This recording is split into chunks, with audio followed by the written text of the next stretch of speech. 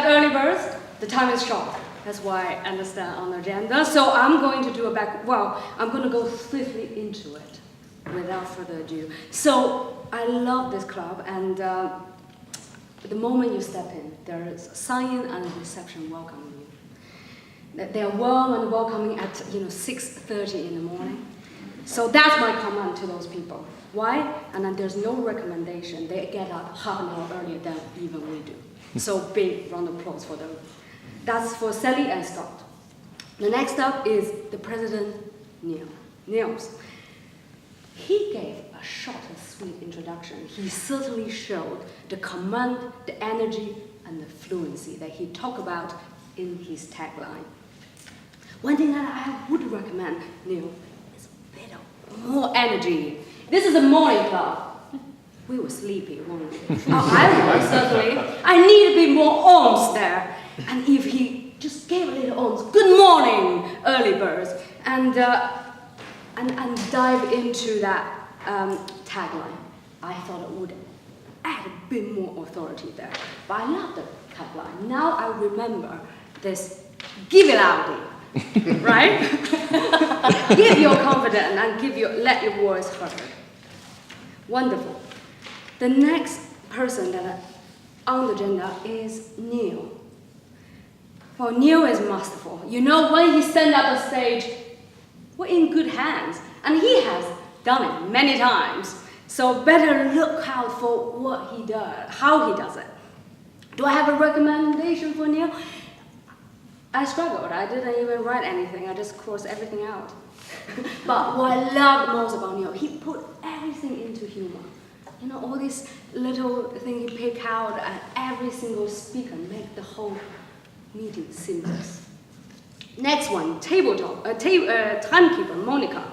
Monica came out to the stage. She's clear. She's using the traffic light system. She had a helper. She had everything in her safe hand. One thing I would say is Monica have a bit more thinner voice. Speaking in the front, or maybe there is sore throat. But when you don't have the sore throat, project a bit more to the back of the room. Let everybody hear you. I thought she conducted the whole, table topic session very quick, very swift, and very cleverly when she picked out what people said and reminded everyone. So that was very well done. Next up, Josh, guest host and hospitality. It's very interesting. Early birds does this first thing in the session. First off, we do it, at the end of the first meeting, at the end of the first half. I thought that what was interesting about this session at this particular juncture is it warms up the guests even better. But particular commendation for Josh is, I got that he's Chinese? Taiwanese? Oh, yes, Taiwanese. And certainly he had a great humor and a great question for the audience to talk about. Something special about you. Oh my God, early morning, something special about me? I'm not so sure. But I thought that was very cleverly done. Simple questions and have somebody, really get their mind going early in the morning. Commendation, political correctness on Britain, yeah. You know what? I like it. Next one is a table topic master, Katie. Where is Katie? Yeah, here. Simple thing about food. You see, simple thing about food can be quite dry sometimes. What's your favorite food? How does it taste like? Or what's your home cooking like? But she made it rich. She made it everything a bit of a twist and made it fun for us. One thing I would say is shorten her introduction in between the session, giving speaker more time to speak, and learn their names. Don't fiddle around the papers. Learn their name, come up, and the next speaker is to really combine that session. But I thought she did it brilliantly. Next one is table topic evaluator, Mario.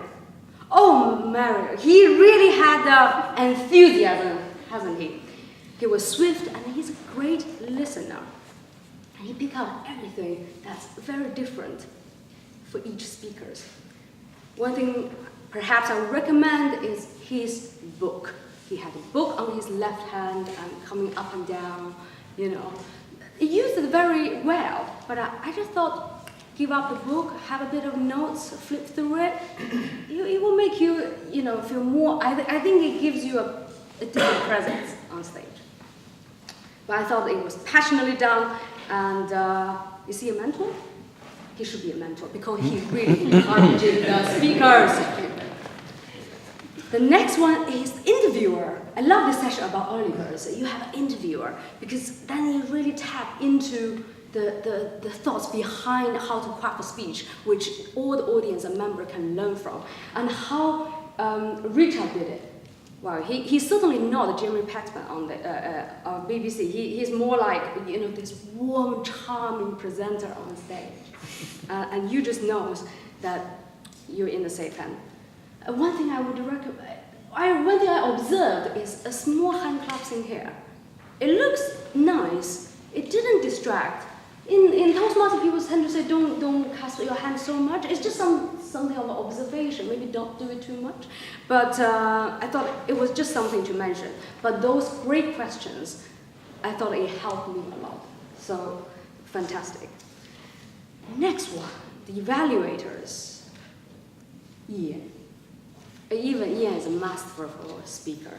He's encouraging and convincing. For an icebreaker to have Ian delivering that, you really heard not only, you know, the whys, but the hows. How Jenny did well. You know, the eye contact, how that single eye contact made such a difference to the speech, and how he heard her. You know, the eye contact, how the eye contact just bring it all together with your presentation. And I don't have a recommendation for Ian because I can't find one. And someone please help me. But what I love most is really highlighting the strengths of icebreaker and giving, you know, lead that journey for someone new, but giving her the space to grow. The next one is Mama Ya. Mama Ya. She's observant. Her evaluation is well-rounded. She talked about delivery, the language, the staging, the content. She had it all there. One thing I would say, slow down a little bit. You know, really pause. And she focused on the notes and something that to bear in mind. But I love the richness in the evaluation. Do I have the last one? Yes, the last one is Stephen, evaluator number 3. I thought he is poised, wise, and to the point. I would, the one thing that I thought about Jeremy's speech is it's about, you know, he talked a lot about the rules. What about the storytelling aspect, the rules of life? How can he bring storytelling into the content? I think that's something that could have mentioned. But I love the fact that Stephen really got out the essence of that speech is the values that Jeremy wants to give.